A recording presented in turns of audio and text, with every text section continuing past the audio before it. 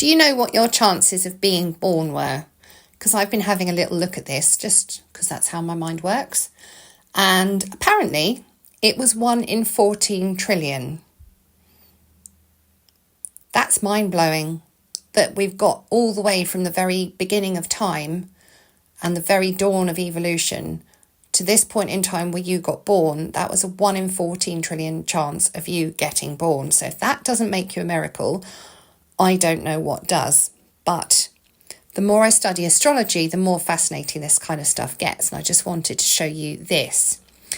So this is my son's chart for the time he was originally supposed to have been born, which would have been around about 3:35 a.m. And I say that because he was born by emergency C-section. So at 2:35-ish a.m., I was taken into theatre and prepped for the C-section, and then taken back out of theatre again because someone else was more urgent than me. So I had to wait an hour. So this is when he was originally going to be born. And the time of your birth is really important in astrology because it determines so many things. So if you look at this, basically what this chart is saying is that this is the eastern horizon at the point he was going to be born. So this is what would be visible in the sky above you if it wasn't daytime. And then this is the western horizon. So this, all of this underneath us here is unseen stuff because it's under the horizon. But the time you're born determines your ascendant, which is this one here. This is your rising sign, and this is your soul purpose. This is what you're ascending or aspiring to become in this lifetime.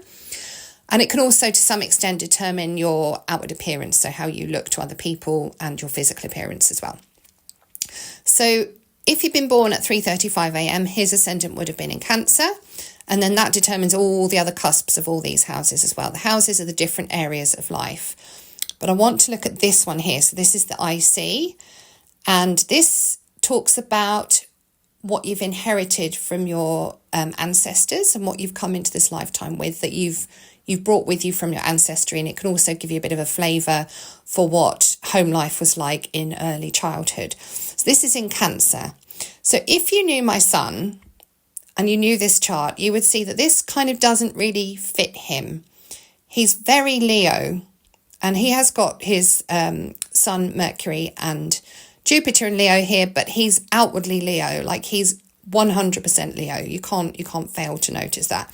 So the Cancer ascendant doesn't really make sense for this one. But what really blows my mind is this. So this is his actual birth chart for 4:35 in the morning when he was actually born. And that changes his ascendant because that changes every couple of hours.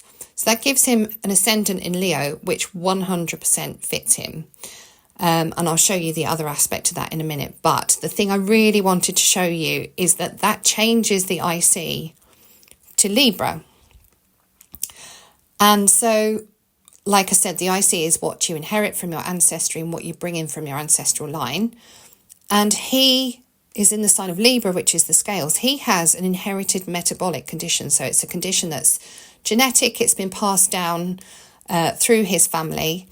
And weirdly, his dad and I have passed on exactly the same defective gene for him to get this, which is like millions and millions to 1 chance. But basically, he's got PKU, which means there's a little bit of protein that he can't break down properly, and we have to keep that very carefully managed. So every food that he eats that contains protein, we have to weigh with Libra's scales to manage an inherited metabolic condition.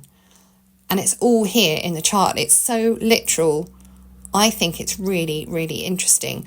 Obviously, that condition was there from when he was conceived, not from when he was born.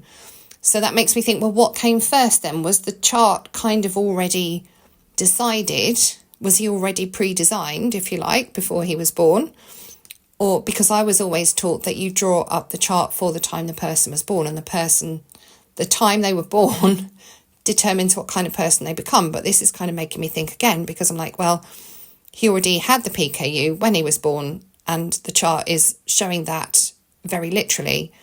So maybe he was just born according to his design. Anyway, I'd love to know what you think. I think that's really interesting. But the other interesting thing is, I have drawn up this very rough table of the elements, so the earth, air, fire and water in our family chart. So I'm at the top here. I've got 1 planet in earth, 3 in air, 3 in fire and 4 in water. Jason, my partner, is the polar opposite of me. So I'm Sun Pisces, he is Sun Virgo. And so he balances out my earth and I balance out his water. And that's just how it's kind of worked out. But we were both quite lacking in fire. So we needed a fiery person to join our family. And hey presto, we get Jacob, who has got his ascendant and 4 planets in fire. So that livened up the place a little bit. Yeah, so that's kind of really balanced out the elements in our household. And that's another thing I find really interesting with astrology.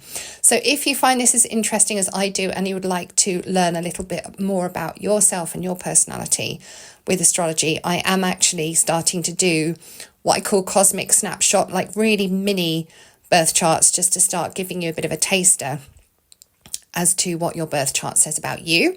If you would like one of those, please do message me and we'll get that organised. But I just think it's really fascinating to kind of discover more about yourself with astrology, because it takes things to a whole new level, which I don't think anything else really can. So yeah, I'm Hannah from Herbology, and I hope you've enjoyed this. If you like it, please share it, and I will see you again soon.